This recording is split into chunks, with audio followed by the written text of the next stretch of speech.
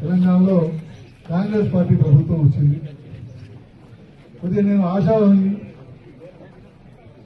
కొంత ఆశనాలో ఉండే మన ప్రాంతానికి సంబంధించినటువంటి శ్రీధర్ బాబు గారు ముఖ్యమంత్రి అయితేనేమో ఆశ కొద్దిగా ఉండే, కానీ కాంగ్రెస్ పార్టీ వచ్చినందుకు అట్లయినా మన ప్రాంతానికి సంబంధించినటువంటి శ్రీధర్ బాబు గారు ముఖ్యమంత్రి అయితేనేమో అని కొంత ఆశ ఉంది. సరే, ఇప్పుడు కాకపోయినా ఎప్పటికైనా ఈ ప్రాంతం నుంచి ముఖ్యమంత్రి అయ్యే అవకాశం ముందంటే శ్రీధర్ బాబు గారికి ఉంది కాబట్టి అది కావాలని కూడా ఎప్పటికో అది కావాలని కూడా కోరుకుంటున్నాం. అయితే వారికి ఈసారి ఒక ప్రత్యేకమైనటువంటి అవకాశం ఉంది. వారు ఇప్పుడు ఐటీ మరియు పరిశ్రమల శాఖ మంత్రిగా ఉన్నారు.